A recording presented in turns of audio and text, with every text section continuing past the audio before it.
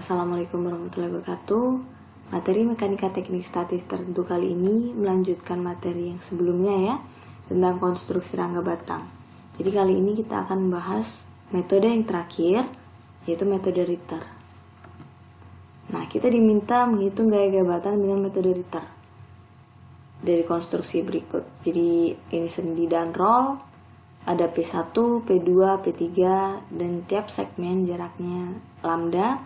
Lambda itu 3 meter, tinggi konstruksi rangka batangnya sebesar 4 meter. Oke. Nah, mencari gaya reaksi. Cara mencarinya sama seperti yang sebelumnya. Contohnya, sigma MA sama dengan 0, berarti porosnya di A. Ada P1 dikalikan lambda, P2 dikalikan 2 lambda, P3 dikalikan 3 lambda, VB dikalikan 4 lambda.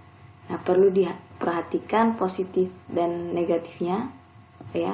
Jadi notasi positif dan notasi negatif diperhatikan dia searah jarum jam atau tidak. Untuk sigma MA sama dengan 0 kita dapat VB sebesar 5 ton. Sigma MB sama dengan 0 kita dapat VA sebesar 7 ton. Sigma HA sama dengan 0 kita dapat HA-nya 0 ya, karena tidak ada gaya horizontal. Nah, ini kontrol sigma V sama dengan 0 didapat struktur ini setimbang. Jadi ruas kiri sama dengan 12, ruas kanan juga 12.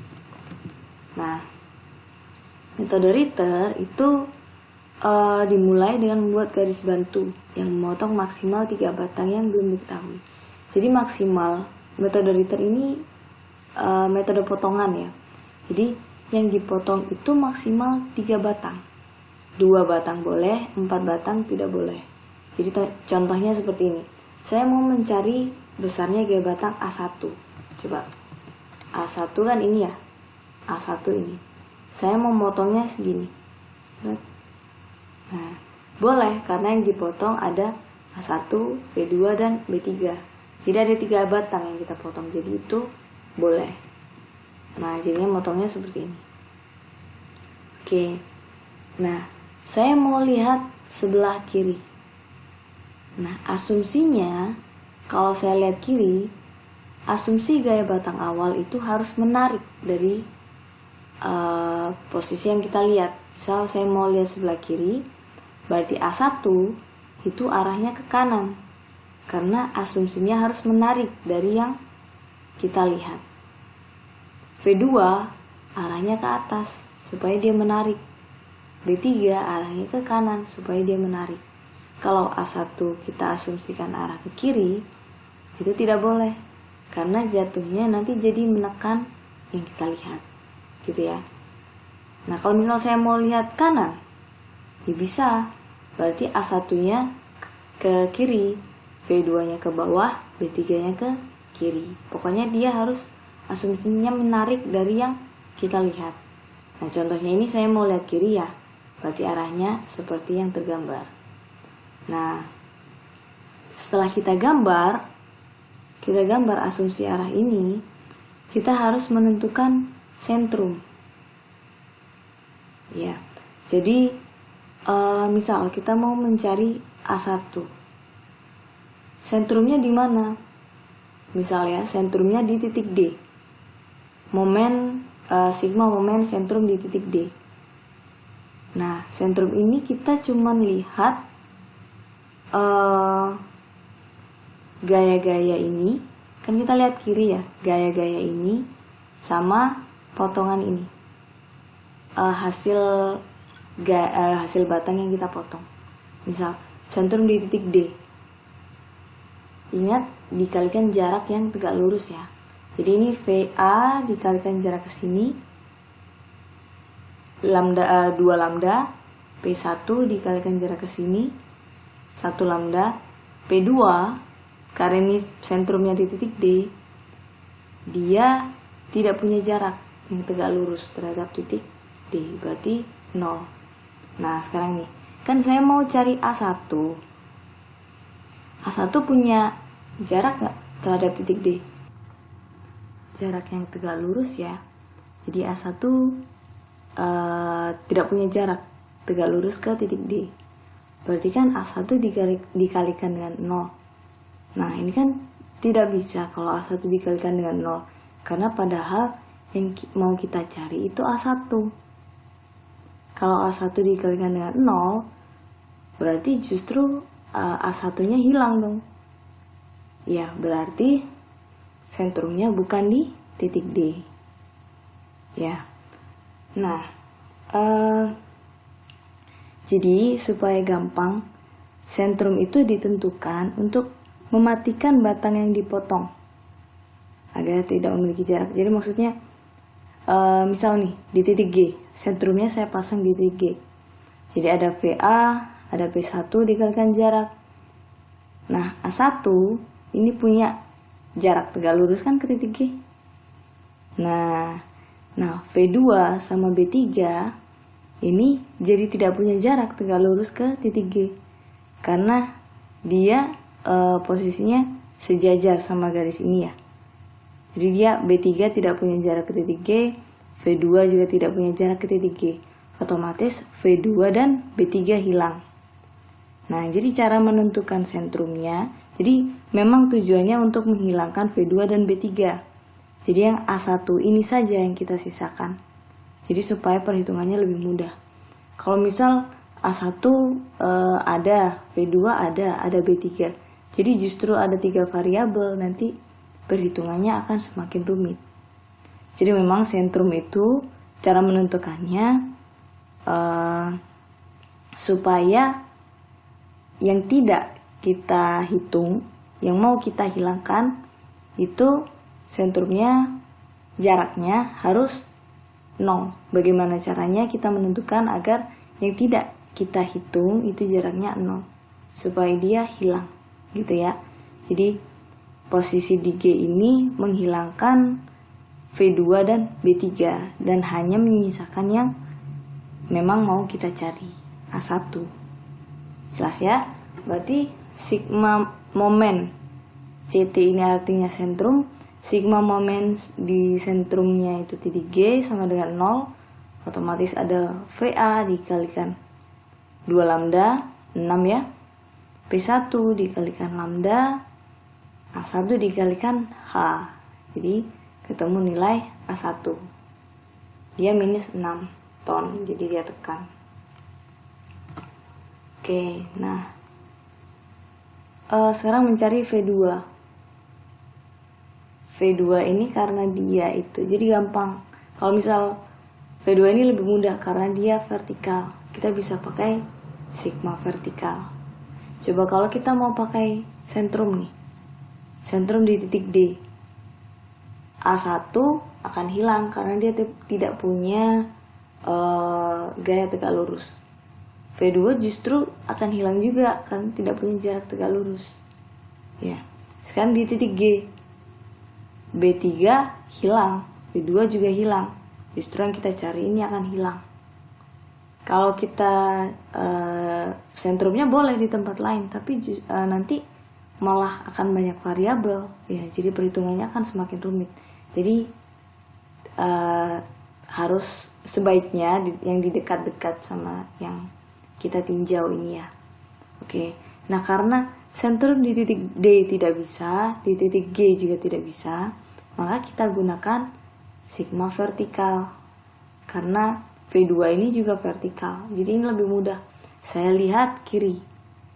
Lihat kiri itu lihat kiri dari yang dipotong ya.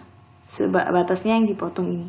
Jadi ada VA ke atas, P1 ke bawah minus, P2 juga minus. Dan V2 ke atas jadinya. Positif, minus, minus, positif. Sama dengan 0. V2 kita dapat sebesar 3 ton. Tarik. Oke. Nah, sekarang cari B3. Nah, ini sentrumnya berarti supaya A1 dan V2-nya hilang, berarti sentrumnya di titik D. Mudah ya? Sama seperti tadi, ini VA muternya seperti ini. Positif, jaraknya berapa ke titik D? Ini kan jarak tegak lurus. P1, P2 hilang ya, karena dia tidak punya jarak tegak lurus ke titik D. B3 dikalikan H. Sehingga didapat B3 sebesar 6 ton. Nah, sekarang nyari V1 ini. V1 itu ada di sini letaknya. Saya motongnya seperti ini. Boleh kan? Boleh seperti ini. Karena dia ada 3 batang yang dipotong. Nah, kita bisa lihat yang di sini, di luar sini, di atas, atau lihat yang di dalam. Boleh. Yang ini hasilnya akan sama dengan yang di sini. Nah, contohnya saya mau lihat yang di dalam karena cuman sedikit, ada V1 sama P1. Kita pakai sigma vertikal ya. Jadi kalau vertikal kita pakai sigma vertikal. Nah, berarti cuman sigma vertikalnya V1 minus P1. P1 nilainya 6. Nah, kita dapat V1 sebesar 6 ton. Kalau teman-teman mau menghitung pakai yang luar ini juga boleh, sama saja. Jadi ada VA, P2, P3, VB, V1. Tapi V1 nya ke bawah ya.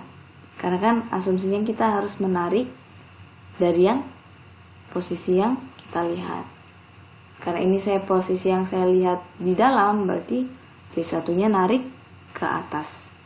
Kalau ini yang kita lihat yang di sini, yang di luar ini, yang di atas, berarti V1 asumsinya arah ke bawah.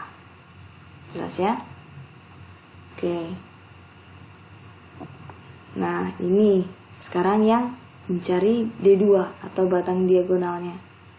Nah, kalau ketemu diagonal, jangan lupa kita harus selalu uraikan dia menjadi sigma vertikal dan horizontal. Nah, kita pakai, setelah kita uraikan, kita kan potongnya di sini nih. Oke, kita potong dulu ya. Jadi kita potong karena kita mau cari D2, kita potongnya di sini.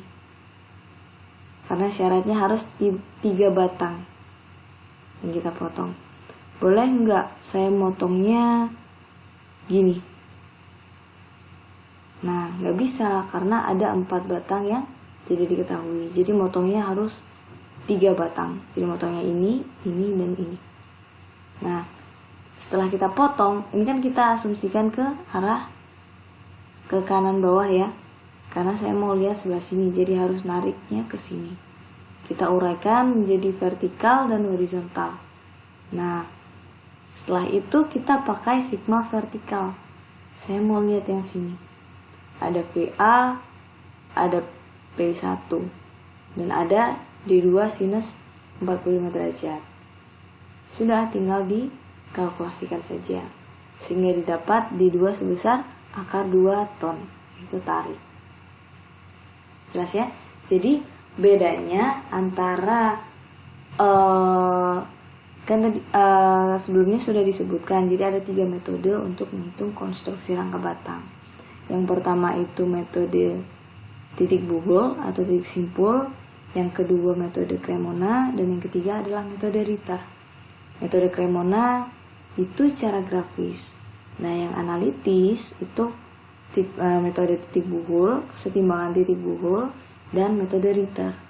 Nah, bedanya apa dari metode Ritter dan metode titik buhul?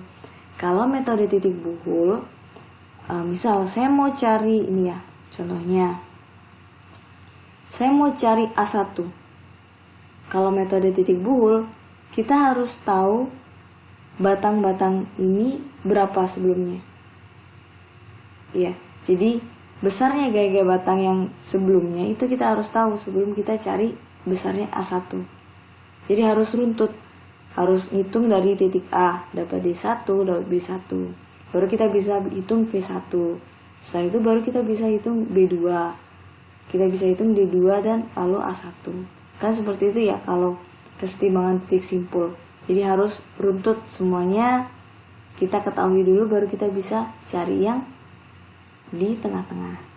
Tapi kalau metode Ritter, kita tidak perlu cari yang di sebelah sini. Kita langsung potong, langsung kita bisa tentukan. Oh, saya mau cari A1. Saya potong di sini atau saya potong di sini. Sudah, tinggal pakai sigma momen, sigma vertikal. Ya, jadi Ritter itu lebih ringkas, tidak perlu menghitung yang GG batang yang sebelumnya. Oke, jelas ya? Oke, kalau begitu materinya untuk kali ini cukup sampai di sini. Saya akhiri. Wassalamualaikum warahmatullahi wabarakatuh.